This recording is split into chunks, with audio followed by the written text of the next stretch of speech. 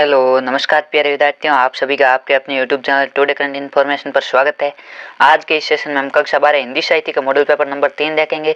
Model paper 1 और 2 हमने पिछली क्लास में देखे थे, जो इसी चैनल पर प्लेलिस्ट के रूप में उपलब्ध है, आप वहां से जाकर देख सकते हो। और कक्षा 10 और कक्षा 12 के सभी मॉडल पेपर इसी चैनल पर हल करवाए जाते हैं, इसलिए जुड़ना ना भूलें और अपने दोस्तों के साथ भी शेयर करें ताकि उनको भी इन मॉडल पेपर का फायदा मिल सके।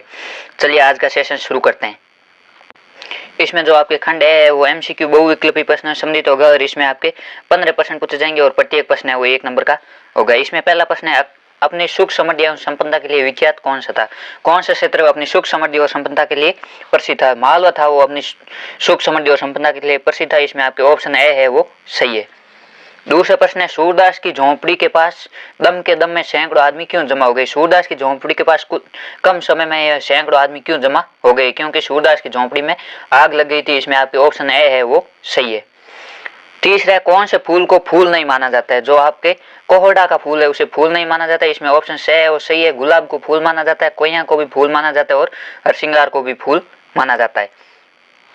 चौथा प्रश्न है, जगदर ने भैरों को पोटली लौटाने की सलाह किस भाव से दी? जगदर ने भैरों कहा कि तो ये पोटली सूरदास को वापस लौटा दे, उस समय उसकी है वो भावना किस हिसाब से थी? उस समय उसमें है वो ईर्ष्या की भावना थी, उसने ये सलाह बदनीयत की भावना से दी। इसमें आपके ऑप्शन बे है वो सही होगा, बदनीयत या ईर्ष्या के भाव से। इसमें आपके ईर्ष्या ऑप्शन नहीं है तो बदनीयत। इसने वो नेक नियति की भावना से सलाह नहीं दी थी, वह रुपए भी प्राप्त करना चाहता था और उसके मन में जलन हो रही थी कि ये तो रातों रात अमीर हो गए और मेरे पास पैसे नहीं आए, इसलिए उसने बदनीयत की भावना से ये सलाह दी।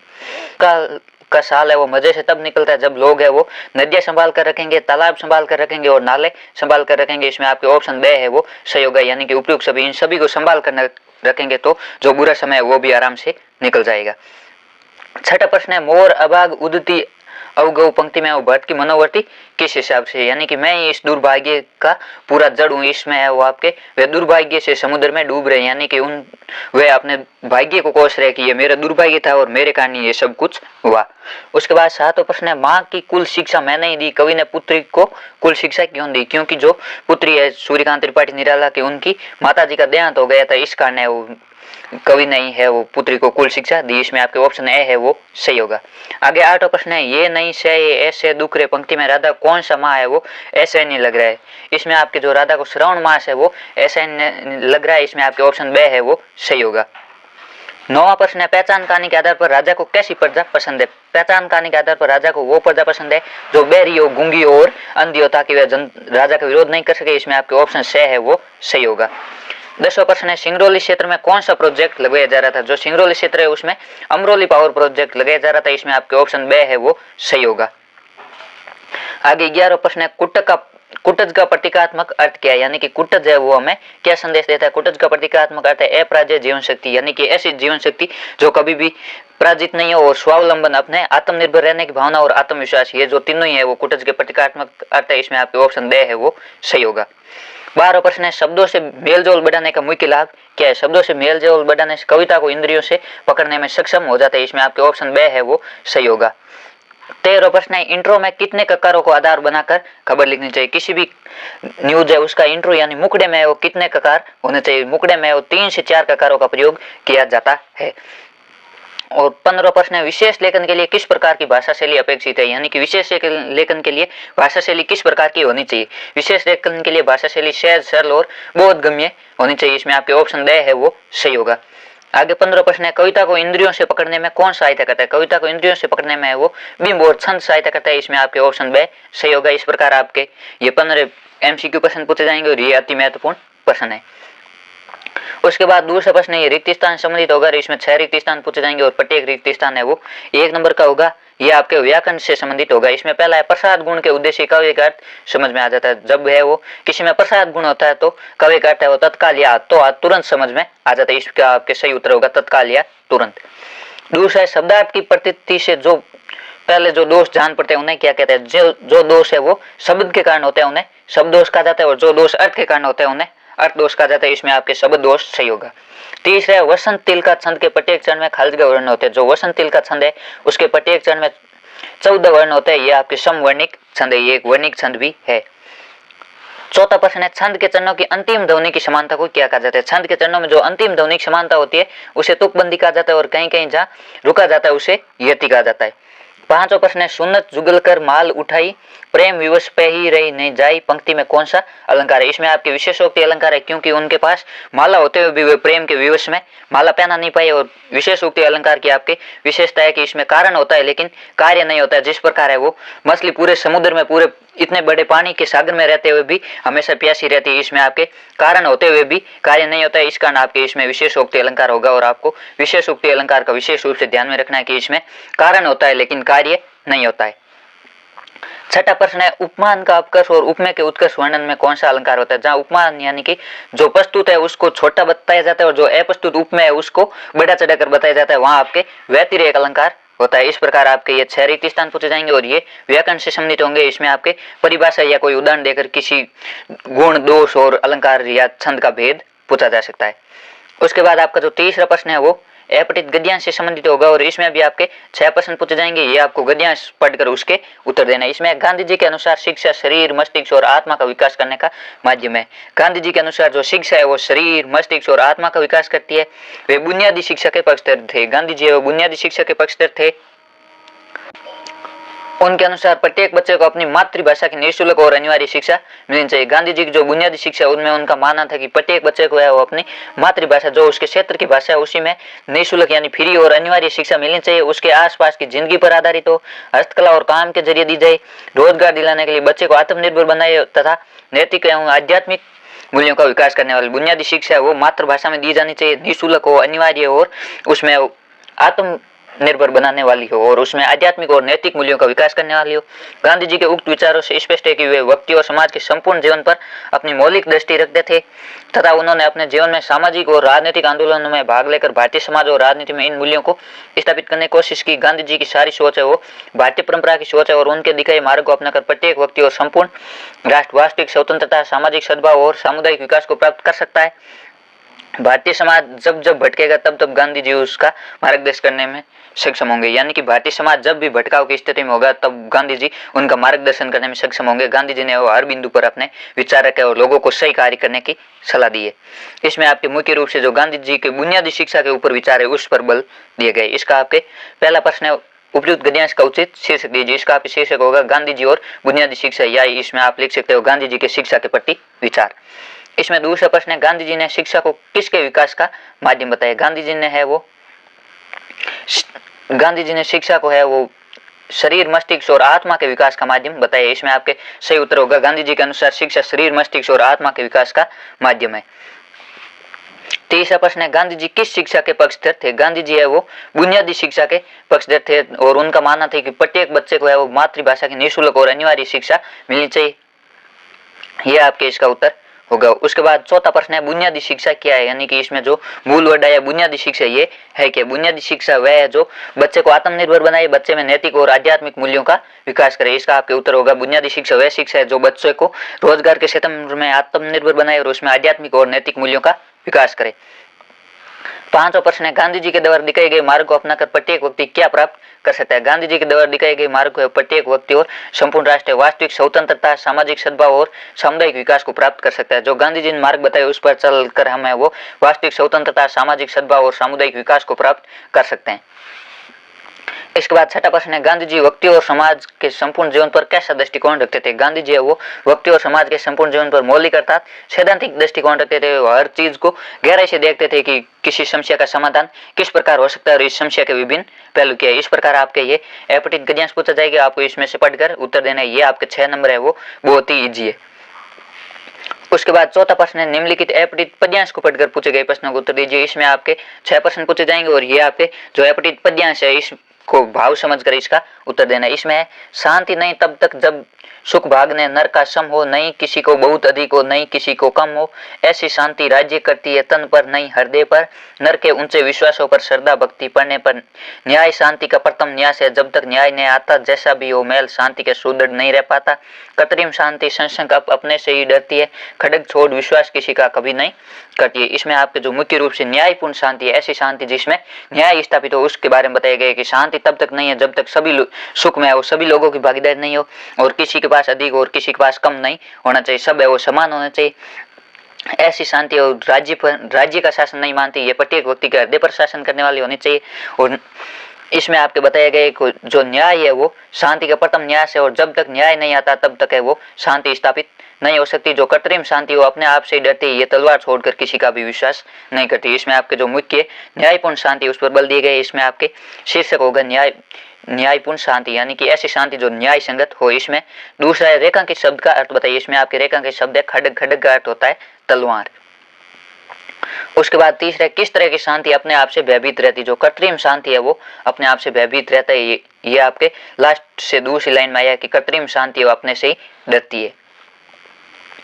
चौथा है, किस प्रकार की शांति मनुष्यों के विश्वासों पर राज्य करती है। जो न्याय भावना की शांति है वो मनुष्य के विश्वासों पर राज्य करती है। पांचवा, शांति नहीं तब तक जब तक सुख भागने नर का सम हो। इस कथन का अर्थ स्पष्ट कीजिए। जब तक संसार में मनुष्य के सुखों का भाग समान नहीं होगा तब तक है वो शांति की स्थापना करना असंभव है। उसके बाद छठा प्रश्न है, शांति का प्रथम न्यास किसे माना गया। शांति का जो प्रथम न्यास है वो न्याय को माना गया। इस प्रकार इसमें वो न्याय पर बल दी गई। या आपके जो अपनी पद्यांश है वो 6 नंबर का होगा और आपको ये समझ आधारित होगा। पहले इसका भाव समझकर फिर इसके प्रश्नों के उत्तर देना है।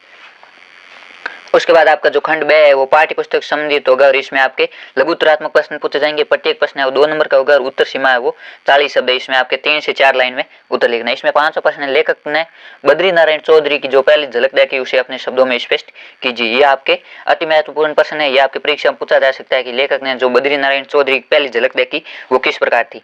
शुक्ल जी के हृदय में भारतेंदु मंडल की स्मृति के प्रति उत्कंठा रहती थी। इस कारण एक दिन बालकों की मंडली बनाकर वह चौधरी साहब के मकान के पास जाकर खड़े हुए कि ऊपर बरामदे में वो चौधरी साहब कंधों पर बाल बिखेरे एक खंबे के सारा लिए हुए खड़े दिखाई दिए। जब वह शुक्ल जी भारतेंदु मंडल से मिलने चौधरी साहब के पास गए तो मकान के सामने खड़े होकर उन्होंने देखा कि ऊपर बरामदे में वो चौधरी साहब कंधों पर बाल बिखेरे एक खंबे का सहारा लिए हुए खड़े थे। तब शुक्ल जी को प्रेमगंज जी की प्रथम यही झलक देखने को मिली। तब है वो रामचंद्र शुक्ल जी को प्रेमगंज की ये प्रथम झलक देखने को मिली। उसके बाद छठा प्रश्न है, हर की पौड़ी का संध्या के समय होने वाली आरती के दृश्यों का वर्णन अपने शब्दों में कीजिए। यह भी आपके अति महत्वपूर्ण प्रश्न है। जो हर की पौड़ी पर संध्या के समय आरती होती है उस दर्शन के बारे में आपको बताना है। हर की पौड़ी पर शाम को गंगा आरती का दृश्य अति मनोरम होता है। उस समय पीतल की नीलांजलि में हजारों बत्तियां सहसा जल उठती है, घंटे घड़ियाल बजते हैं, जय गंगे माता इत्यादि का संवेद सवर उठता है। पूरा वातावरण अगरू चंदन की सुगंध से व्याप्त हो जाता है। इसमें आपके जो हर की पौड़ी है वहां पर शाम को गंगा की आरती का दृश्य बहुत ही मनोरम होता है। उस समय जो पीतल की नीलांजलि होती है उसमें हजारों बत्तियां अचानक जल उठती है, घंटे घड़ियाल बजते हैं और जय गंगे माता का स्वर है वो गूंज उठता है। पूरा वातावरण है अगरू चंदन की सुगंध से व्याप्त हो जाता है। इसके बाद 7वां प्रश्न, लौटा लो ये थाती मेरी करुणा हा हा खाती। इस पंक्ति के माध्यम से देवसेना का किन मनोभावों की अभिव्यक्ति। इस पंक्ति में देवसेना के किन मनोभावों की अभिव्यक्ति हुई। देवसेना के हृदय में स्कंदगुप्त के लिए प्रेम सदा बना रहा। वह इस प्रेम की थाती यानी धरोहर समझकर संजोई हुई थी। देवसेना उस धरोहर को लौटाना चाहती थी क्योंकि वह कहती है कि मेरा हृदय अब इस प्रेम रूपी धरोहर को संभाल नहीं पा रहा और करुणा भी थक चुकी है। मैंने अपने मन की लाज भी गंवा दी है। इसमें करुणा और वियोग अवस्था की असफल अभिव्यक्ति हुई। इसमें जो करुणा और वियोग अवस्था है वो असफल अभिव्यक्ति हुई। इसमें मुख्य रूप से करुणा भाव की अभिव्यक्ति हुई है। ये आपके जो देवसेना की वीर व्यता है उसका वर्णन हुआ है। उसके बाद 8वां प्रश्न है, दीपक की सार्थकता कब बढ़ेगी। ये दीप अकेला कविता के आधार पर स्पष्ट कीजिए। ये भी आपके अति महत्वपूर्ण प्रश्न है। ये आपके परीक्षा में पूछा जा सकता है कि दीपक की सार्थकता कब बढ़ेगी। दीपक है वो अकेला जब उसे समाज के साथ जोड़ दिया जाएगा तब उसकी सार्थकता बढ़ेगी। इन पंक्तियों में दीप समाज से असंबद्ध व्यक्ति का प्रतीक है। ऐसा व्यक्ति जो समाज से अलग थलग है और पंक्ति है वो समष्टि की प्रतीक है। जो पंक्ति है वो पूरे समाज की प्रतीक है। अतः कवि ये कहना चाहता है उस दीप अर्थात व्यक्ति को पंक्ति या समाज को सौंप दो। इसे समाज की मुख्य धर्म जोड़ देने पर मनुष्य दीपक जीवन की सार्थकता बढ़ेगी। अर्थात दीपक की सार्थकता है वो पंक्तिबद्ध होने पर बढ़ेगा। जब है वो दीपक पंक्ति में जुड़ेगा तभी उसकी सार्थकता बढ़ेगी। उसी प्रकार जो अलग थलग मनुष्य है वो समाज से जुड़ेगा तभी उसकी सार्थकता बढ़ेगी। उसके बाद 9वां प्रश्न है, सूरदास प्रतिशोध का नहीं बल्कि पुनर्निर्माण का ही दूसरा नाम है। सूरदास की झोंपड़ी पाठ के आधार पर सूरदास की कौन सी विशेषता प्रकट होती है इसके बारे में आपको बताना है। ये भी आपके अति महत्वपूर्ण प्रश्न है। सूरदास के चरित्र की विशेषता यह है कि झोंपड़ी जला दिए जाने के बावजूद भी वह प्रतिशोध लेने में विश्वास नहीं करता बल्कि पुनर्निर्माण में विश्वास करता है। सूरदास है वो कभी बदला लेने में विश्वास नहीं करता बल्कि पुनर्निर्माण में कि इसको पुनः कैसे बनाया जाए इसमें विश्वास करता है। इसलिए वह मिटवा के सवाल जो कोई 100 लाख बार झोंपड़ी की आग लगा दे तो जवाब में दृढ़ता के साथ उत्तर देता है कि हम भी 100 लाख बार झोंपड़ी बनाएंगे। ये उसके आशावादी होने का प्रमाण है। जो सूरदास है उसके चरित्र की मुख्य विशेषता यह है कि वो प्रतिशोध के बजाय पुनर्निर्माण में विश्वास करता है और वह आशावादी है।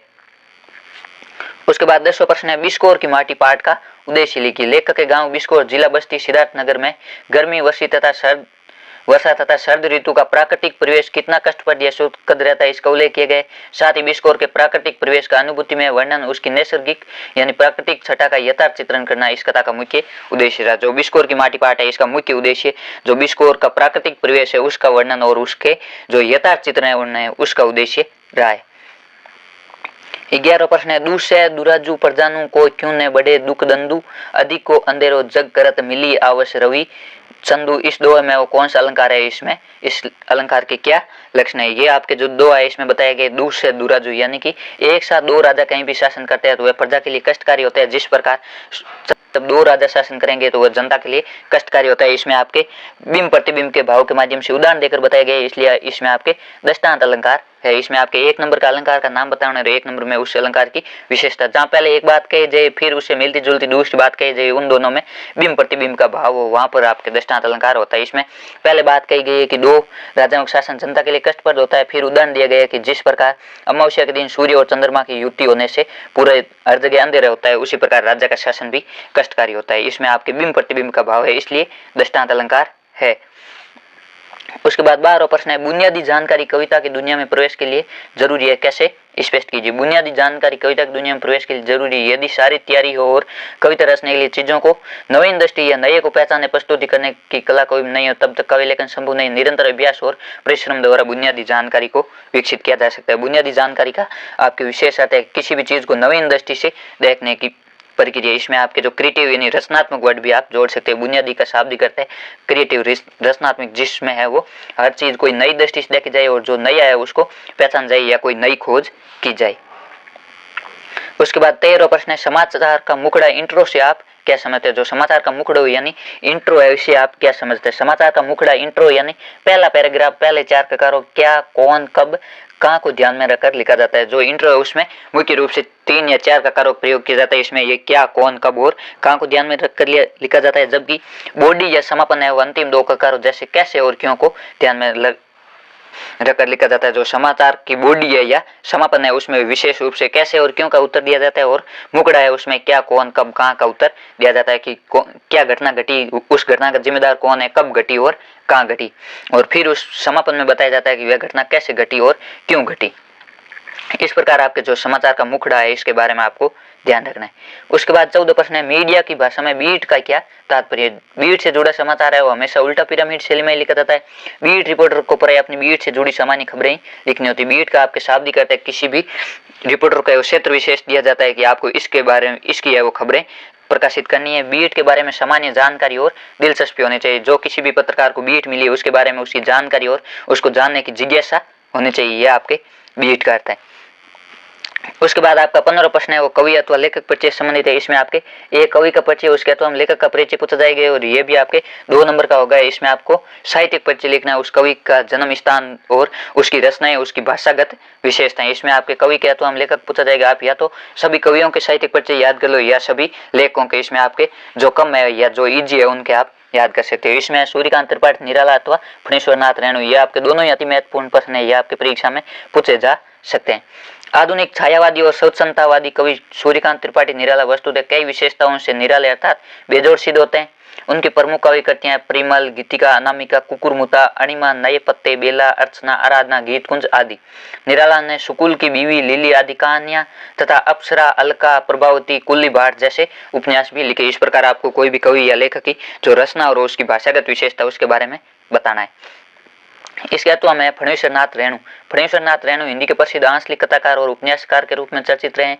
अपनी गहरी मानवीय संवेदना के कारण वे अंचलों की अभावग्रस्त जनता की बेबसी और पीड़ा को स्वयं भोगते से लगते हैं। उनके उपन्यास है मेला अंचल, प्रतिपरिकथा, उनकी कहानियां ठुमरी, अग्निखोर, आदिम रात्रि की महक और तीसरी कसम। यह आपके फणीश्वर नाथ रेणु का साहित्यिक परिचय। आपके जितने भी कवि या लेखक है आप या तो कवियों के याद कर लो या लेखक जिनके भी याद करो उनका आपको साहित्यिक परिचय वो लिखना है। 3 से 4 लाइन में उसमें आपको साहित्यिक रचना और उनकी भाषागत विशेषता बतानी है। आप उनकी शिक्षा के बारे में बता सकते हो या उनको कौन कौन से प्रमुख पुरस्कार मिले ये भी बता सकते हो। उसके बाद आपका जो खंड से है वो दीर्घ उत्तरात्मक प्रश्न संबंधित होगा। इसमें आपके प्रत्येक प्रश्न 3 नंबर का होगा और ये भी आपके अथवा पूछा जाएगा। आपको अथवा वाले दोनों में से एक करना है। इसमें आपको 60 शब्दों में उत्तर देना है। 60 शब्द यानी 5 से 6 लाइन में इसका उत्तर लिखना है। 16 प्रश्न है, दिशा कविता के आधार पर स्पष्ट कीजिए कि बच्चे की दुनिया और उनकी सोच सीमित होती है। जो दिशा कविता है उसके आधार पर आपको बताना है कि किस प्रकार बच्चों की दुनिया और उनकी सोच सीमित होती है।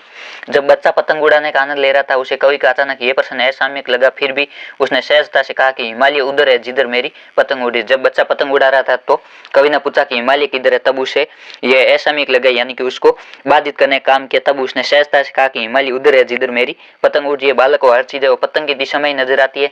कवि कहता है कि मैंने ये पहली बार स्वीकार किया कि बच्चों की दुनिया सीमित होती है, उनकी सोच की सीमा भी उसी तरह सीमित होती है। इस कारण वे हर चीज को अपने ढंग से देखते हैं। ये जो दिशा कविता आपके मुख्य रूप से बाल मनोविज्ञान पर आधारित है। इसमें यह बताया गया है कि बच्चों की दुनिया सीमित होती है और वे हर चीज को अपने ढंग से देखते हैं। इसके अर्थों में आपके मैं जानव निज नाथ शुभव, इन पंक्तियों के माध्यम से राम की किन विशेषताओं का उल्लेख की गई। जो आपके भरत जी है वो कहते हैं कि मैं राम का स्वभाव जानता हूँ। इन पंक्तियों से राम की किन किन विशेषताओं का उल्लेख किया गया। इसमें आपके भरत जी कहने लगे हैं कि मैं अपने प्रभु श्री राम के स्वभाव के बारे में अच्छी तरह जानता हूँ। वे अपराधी पर भी क्रोध नहीं करते हैं, वे दयालु और सबसे स्नेह रखते हैं। मुझ पर उनकी विशेष कृपा है। खेल में भी वे कभी अप्रसन्न नहीं होते। उन्होंने कभी बचपन में भी मेरा अहित नहीं किया। वे अपने परिवारजनों की भावना को पूरा ध्यान रखते हैं। वे सदैव सभी का हित करते हैं। इसमें आपके जो भरत जी ने वो राम के स्वभाव की विशेषता बताई कि वे अपराधियों पर भी क्रोध नहीं करते, वे दयालु है, सबसे स्नेह रखते हैं। और भरत बोल रहे हैं कि मुझ पर तो उनकी विशेष कृपा है। वे खेल में भी कभी पर निराश नहीं होते और बचपन में भी मेरा कभी अहित नहीं किया और अपने परिवारजनों की भावनाओं का पूरा ध्यान रखते हैं। वे सभी का हित करते हैं। इस प्रकार आपके जो भगवान श्री राम के चरित्र की विशेषता बताई गई है।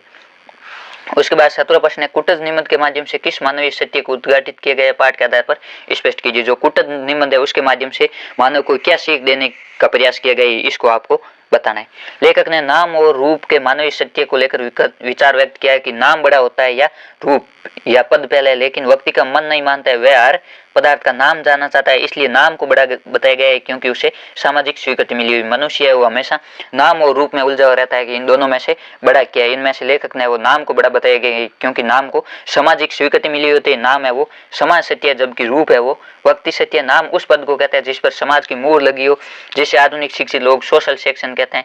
लेखक समाज सत्य को महत्व देते हैं। लेखक है वो व्यक्ति सत्य के बजाय समाज सत्य, जो पूरा समाज मानता है उसको सत्य मानते हैं। पूरा समाज है वो नाम को बड़ा मानता है, इसलिए लेखक भी है वो नाम को बड़ा मानता है। इसमें समाज सत्य पर विशेष रूप से बल दिए गए। इसके बाद तो हम आपके साझा कहानी किसानों की दुरावस्था को उजागर करती है, स्पष्ट कीजिए। ये आपके जितने भी प्रश्न है वो कहानी या कविताओं से संबंध आधारित पूछे जा रहे हैं, इसलिए आपको इन कहानी या कविताओं का मूल भाव समझना है कि कवि हमें क्या समझाने का प्रयास कर रहा है और मूल भाव से ही आपके उत्तर है वो पूछे जाते हैं। सीधे एज इट इज उत्तर किताब से नहीं पूछे जाते। इसमें आपके असगर वजाहत ने साझा लघु कथा के माध्यम से आजादी के बाद के किसानों की बदहाली और उनके कारणों पर प्रकाश डाला है। साझा कथा में हाथी उन्हीं प्रभुत्वशाली पूंजीवादियों का प्रतीक है जो साझा नीति पर अमल करते हुए सारी फसल खुद निकल जाता है। जिस प्रकार आपके जो साझा कथा है उसमें हाथी ने वो पूरी फसल खा ली, उसी प्रकार जो पूंजीपति प्रभुत्वशाली लोग है वो किसानों को साझा का झांसा देकर पूरी फसल है वो निकल जाते हैं और किसान बेबसी और लाचारी पर आंसू बहाता है। वर्तमान में है वो पूंजीपतियों की जगह सत्ता वर्ग यानी सरकार ने ले ली। अब जो पूंजीपति है उनकी जगह नेताओं ने ले ली। जो नेता या सरकार है वो हमेशा किसानों की पूंजी है वो हड़पने में लगी रहती है।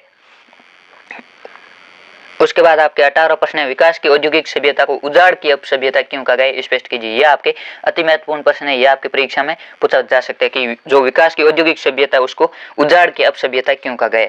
विकसित देशों ने बड़े बड़े उद्योगों की स्थापना होने और मशीनीकरण पर जोर देने से प्रकृति का तीव्रता से दोहन किया। इस कारण हरे भरे क्षेत्रों को उजाड़ कर विशाल उद्योग धंधे स्थापित किए जा रहे हैं। कच्चे माल की खातिर प्रकृति का वो दोहन हो रहा है। बड़े बड़े बांध एवं बिजली के अंदर स्थापित किया जा रहा है। अब औद्योगिक विकास को प्रगति का मूल मान्य माना जा रहा है और इससे पर्यावरण को उजाड़ा जा रहा है। अतः ये नई सभ्यता वस्तुतः ऐसी सभ्यता जिससे विकास से ज्यादा विनाश हो रहा है। लेखक के अनुसार है जो विकसित देश है उन्होंने विकास तो किया लेकिन प्रकृति का दोहन करके किया, इसलिए इससे विकास से ज्यादा प्रकृति का विनाश हो रहा है, इसलिए इसे उजाड़ की अपसभ्यता कहा गया।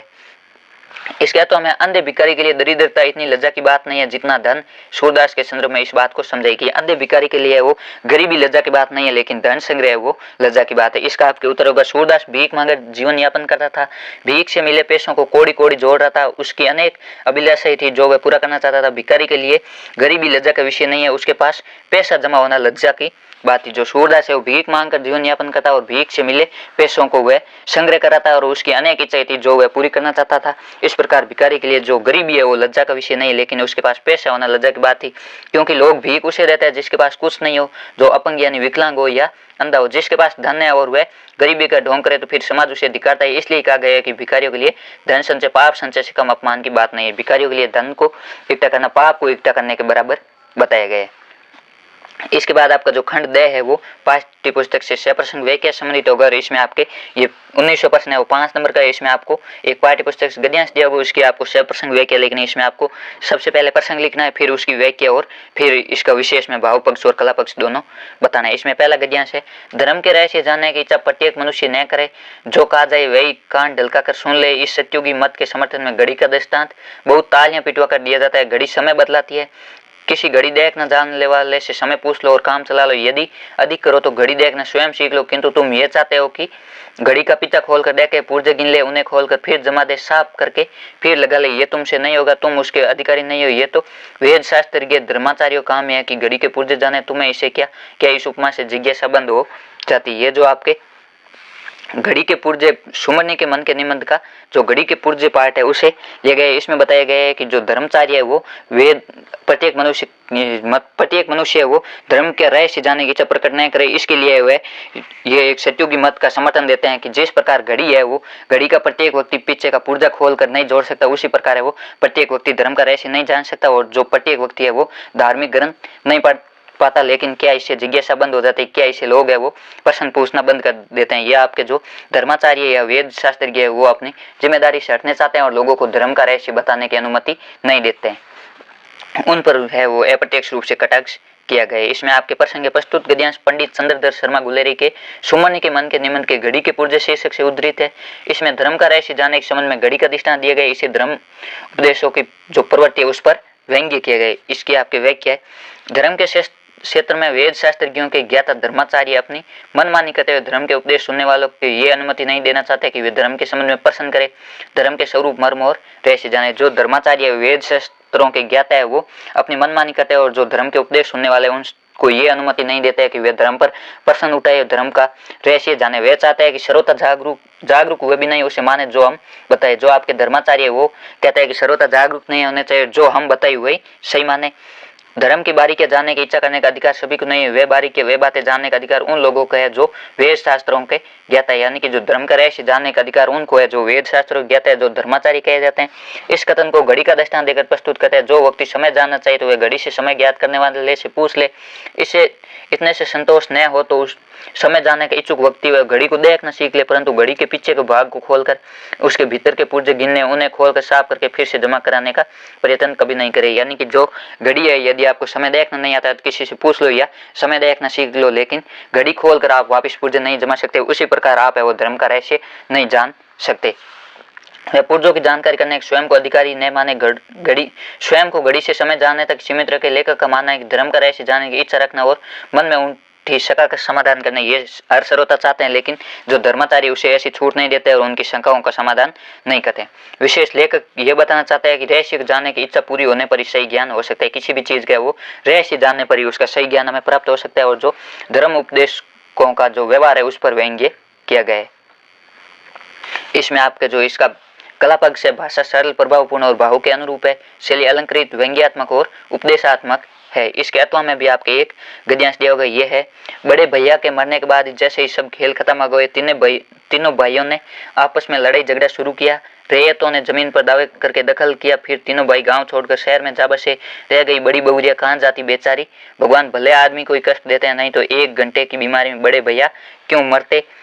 बड़ी बहुरिया की देह से जेवर खींच छान कर बंटवारे की लीला हुई। घर गोबिंद ने देख की अपनी आंखों से द्रौपदी चीरन लीला। बनारसी साड़ी को 3 टुकड़े करके बंटवारा किए गए निर्दयी भाइयों ने बेचारी बड़ी बहुरिया। ये जो आपके संबंधी पार्ट है उससे लिया गया। इसमें जो बड़ी बहुरिया उसके घर के जो पारिवारिक बंटवारा है उसके बारे में बताया गया कि जब घर में पारिवारिक बंटवारा हुआ तो जो बड़ी बहुरिया है उसके देवरों ने उसकी द्रौपदी का जिस प्रकार चीरहरण किया गया उस प्रकार जो बड़ी बहुरिया थी उसकी बनारसी साड़ी को फाड़ कर भी 3 टुकड़े किए उसके निर्दयी देवरों ने। इस प्रकार उसके जो घर में पारिवारिक बंटवारा था उसका बारे में बताया गया।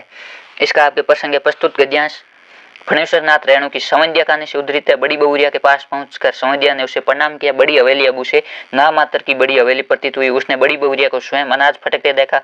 वह दुखी हुआ। इसी क्रम में वर्ण प्रस्तुत है।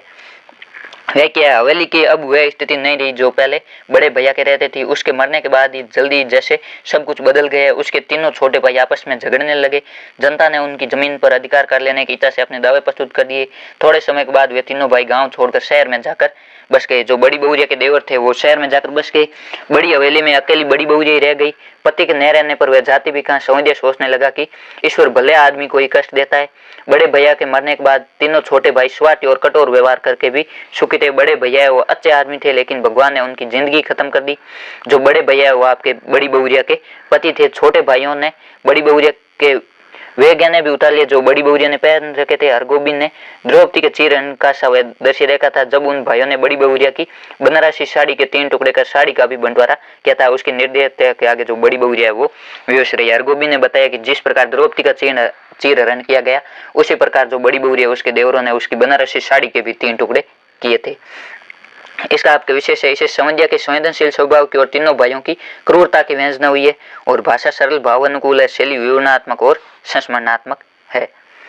उसके बाद आपका जो 20वां प्रश्न है उसमें आपको पद्यांश की 6 प्रश्न व्याख्या करनी। मुझ भाग्यहीन की तू संबल युग वर्ष बाद हुई विकल, दुख की जीवन की कथा रही, क्या कहूँ आज जो नहीं कही हो। इसी क्रम पर वज्रपात, यदि धर्म रहे सदा नत सदा मात, इस पथ पर मेरे कार्य सकल हो भ्रष्ट, शीत के से सतदल, कन्या गत कर्मों का अर्पण कर करता मैं तेरा तर्पण। ये जो आपके सूर्यकांत त्रिपाठी निराला की कविता है उससे पंक्तियां ली गई। इसका आपके प्रसंग प्रस्तुत कवियांश महाकवि सूर्यकांत त्रिपाठी निराला की प्रसिद्ध कविता सरोज स्मृति से लिया गया है।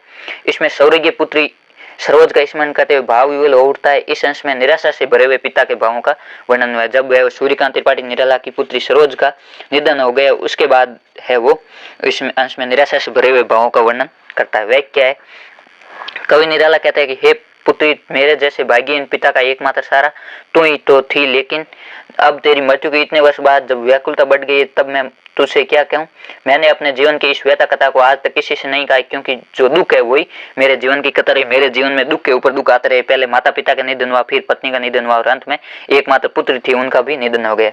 मैंने जीवन में दुख ही दुख देखे हैं। कवि भाव विहल होकर कहता है कि मेरे ऊपर चाहे कितनी भयानक विपत्तियां आई, यदि धर्म मेरे साथ रहा तो मैं इन विपदाओं को मस्तक झुकाकर सहज भाव से स्वीकार कर लूंगा।